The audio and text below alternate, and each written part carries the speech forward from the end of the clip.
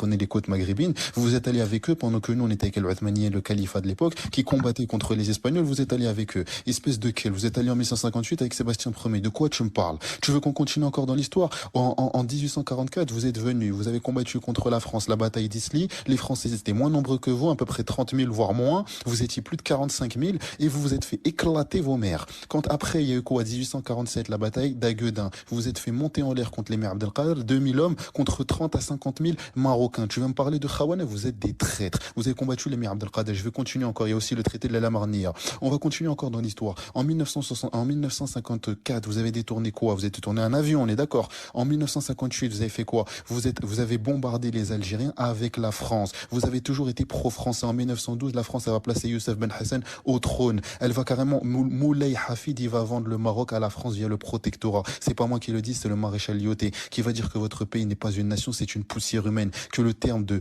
empire de Maroc ou empire chérifien n'est qu'une expression géographique. Ça n'existait pas, c'est un vulgaire mensonge. Quand les Français sont venus, ils crachaient sur vous, ils crachaient sur votre histoire parce qu'elle n'existait pas. Une fois qu'ils ont commencé à placer vos dirigeants, ils ont commencé à être sympathiques avec vous, ils ont commencé à vous dire des choses sympas. Ils ont fait votre drapeau, ils ont fait la symphonie de l'hymne national, ils ont fait votre capitale Rabat, c'est le maréchal Lyoté. Ils ont carrément choisi, ils ont fait votre roman national, ils ont fait votre propre État, ils ont rénové des monuments, ils ont choisi absolument tout dans votre État, ils ont massacré des musulmans marocains avec la complicité du roi du Maroc parce que c'est la France qui l'a placé. Va revenir à l'histoire. La guerre du Rif 1921-1926, c'est qui l'a faite? Ce sont les Français et les Espagnols avec le sultan du Maroc, espèce de rapaille, vous êtes pro-français. Qu'est-ce qu'il disait Hassan II? Vive la France, vive Giscard d'Estaing. Si tu veux, je te mets la vidéo, tu vas l'entendre. Quand tu me parles tout à l'heure de l'Algérie, nous les Algériens, on a pris les armes, on a combattu contre eux. 1830 jusqu'à 1962, on a pris les armes. Vous étiez où? Il y a l'Atta, il y a le Kleb, il y a l'Aïacha, il y a le Chimayet, il y a le Ras al Khamja. Vous étiez des traîtres en toute époque, il y a l'Aïacha.